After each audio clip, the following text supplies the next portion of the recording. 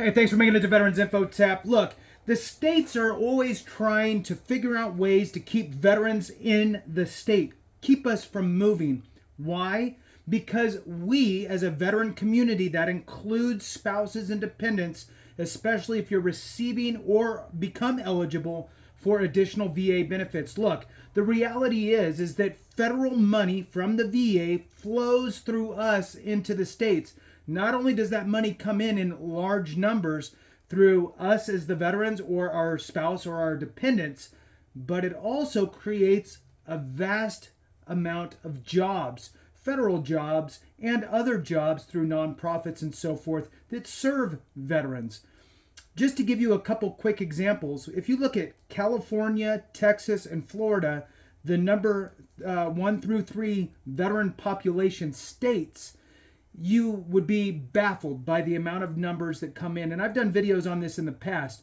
It is nearly 10, California and Florida are just shy of $10 billion a year for VA compensation. Texas is over $10 billion per year in veterans compensation. So it's no wonder that states are always trying to figure out ways to keep us in the state. So here's the point.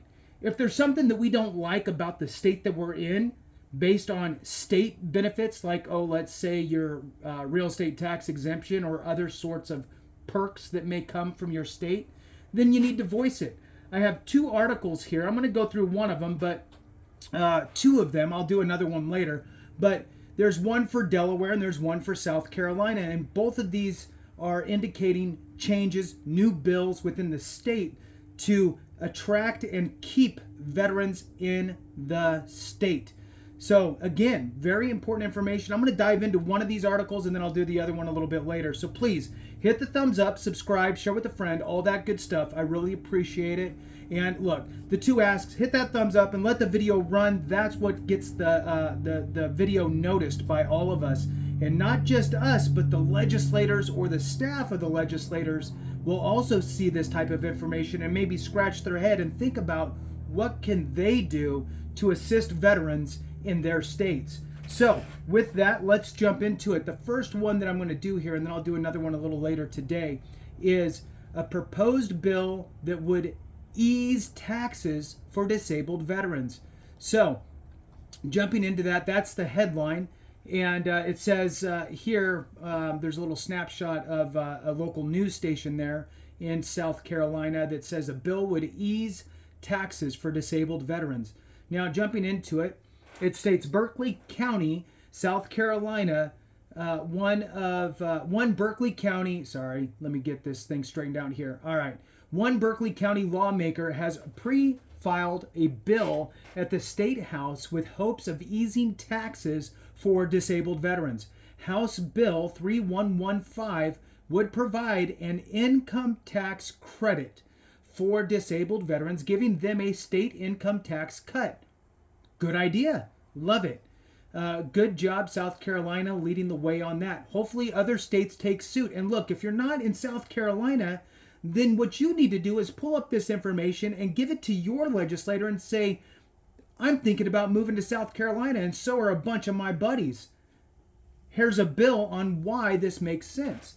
Under an existing law, veterans receive a tax cut only if they were issued a 100% disability rating by the United States Department of Veterans Affairs. This bill would open the tax credit to all disabled veterans. Huge. 100% rated veterans, although it seems like there's a ton of them, they represent a small portion of the overall veterans who are considered disabled veterans. And disabled veterans represent a small fraction of the overall veteran community. They represent about 30% in all disabled veterans, right? So all disabled veterans is about 30% of the total. The primary sponsor of this bill is Representative Brandon L. Cox of Berkeley. He is a 4th generation veteran, and his daughter is now the 5th generation in his family to serve.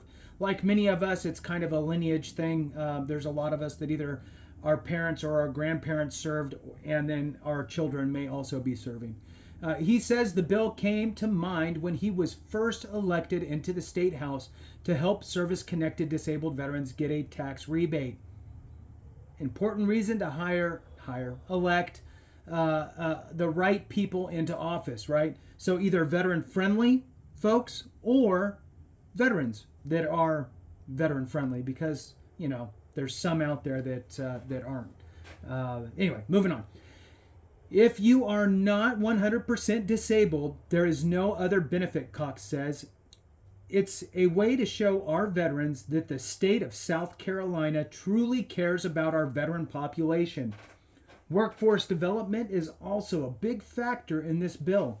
According to Cox, as South Carolina continues to grow in population and large industries are in need of employees, imagine a workforce that has already been through a training camp, that knows how to show up to work on time, that's eager to work, and that understands discipline, Cox added.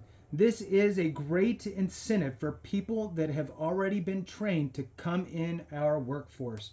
Berkeley County is a prime example of the need for more veteran benefits, as the Berkeley County Veterans Affairs Office has veterans waiting months to schedule appointments for benefits, employment opportunities, and resources, which is another video that I've done a few times regarding the fact that these veteran service offices and officers in the various counties through the different states they're working in a very reactive way because they're understaffed, they're underfunded, and that needs to change as well. So moving on in this article is a quotation. I think this bill serves a big gap that is missing with veterans. Berkeley County's Veterans Affairs Officer Director Gerald Baxley says, there are many veterans that don't rise to that level of disability, the 100%, and they feel lost.